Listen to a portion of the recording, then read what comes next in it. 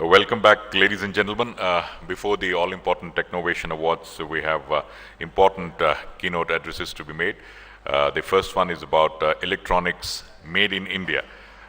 It's indeed a matter of great pleasure that the General Manager, Semiconductor Business Division, Wipro, Mr. Arvind Jaibal, is already all set to go, and hopefully all of us are all raring to go again. The day is not yet over. So, ladies and gentlemen, put your hands together and let's welcome Mr. Arvind Jaibal onto the podium, please. Welcome to you, sir.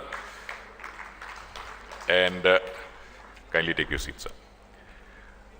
With more than 2 decades of experience and out of which 15 years in semiconductor, telecom and technology-based embedded system services, in fact, with a strong customer focus, Arvind has helped transform Wipro's large telecom customers into a strategic engineering relationship. Without much ado, straight away I would request Mr. Arvind Jaibal to take us through this session. Straight away, over to you. Thank you. How do I operate this? Excuse me. Okay. Yeah, no, I was just looking for this. Yeah. Great. Good evening, all of you. I have an unenviable task of keeping you engaged in what David thought was like more the sunset shift or the graveyard shift. So I'm going to keep it very simple, keep it for 15 minutes or less, and hopefully leave the last few minutes for some questions or some debates. What we're going to do, what I'm going to talk about is really making a case of why we think that wearable computing is going to be the generation when we transform from consumption to creation.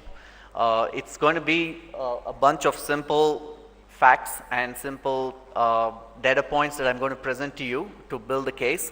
And I would love to hear anybody counter arguing or debating on this. So if you really look at what we really need, the criteria or the transformation criteria that I just put it into 2 simple facts. The first is, do we have the scale? Do we have the scale to create something for the market is the first criteria. And second criteria is it unique enough for the market? So I believe that if these 2 criteria are met, then there is a sufficient but not a necessary but not a sufficient condition for us to have a made in India happen. And then what I'm proposing is that the wearable computing tech, the smart wearable computing tech, is going to be the generation where we're going to make this happen, and what it takes to have it done in India, because you can always have products done for India, but what it takes to be done in India. So that's my 10 minutes or 15 minutes a case that I'm going to build for you. What I'd like to start with in the case is that if you really look at where technology innovation has or technology adoption has happened across the globe, and I'm sorry for the very small graphic, is that the chart above there really talks about how the per capita income compared to the United States has affected technology adoption. And so the circled one, which is India right at the top left, shows that India will be typically 20 years behind. If United States was 1x, then India would be 20 years behind. And that's primarily driven by the per capita income. But if you really look at what technology adoption has been happening across the globe, whether from the time it is invented to the time it is adopted, the traditional technologies took anywhere between 50 to 100 years for India to adopt. The more modern technologies like the PCs or the laptops took about 15 to 25 years.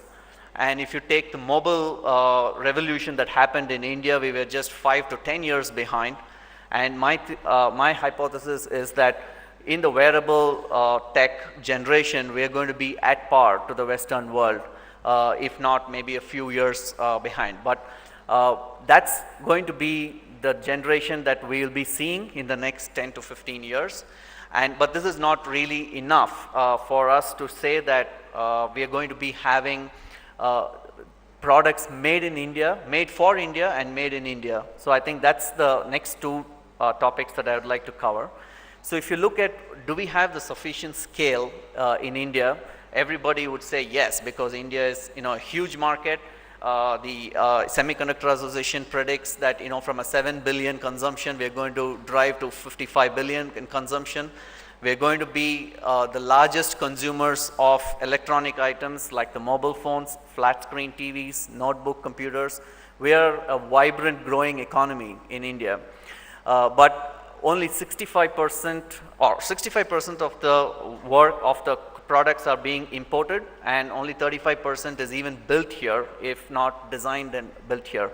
So what it takes for the next generation of wearable technologies to be made for India and made in India is, I believe that, the criteria of what I think that,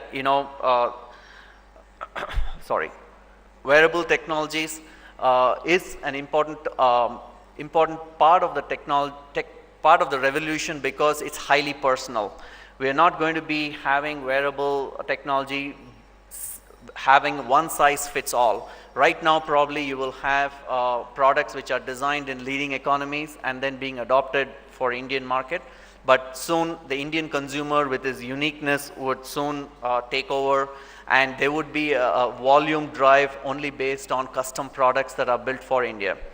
The second thing is that India is a young nation compared to most of the developed nations, and wearable technology is certainly something that I believe is well suited for high volume growth. And you also see that, Gartner predicts that it's going to be over a $10 billion industry, which again is very much going for it. And lastly, there is going to be a huge adoption because it's a logical extension of the previous adoption that India demonstrated in mobile phones and wireless technologies. So I believe that, having wearable technologies to complement the current mobile phone revolution would be a natural extension in India. And what really works in India would be that, India is a market which is extremely different, and mobile phones demonstrated that. So for example, India was a market where the dual SIM phone was invented pretty much, and driven throughout the world.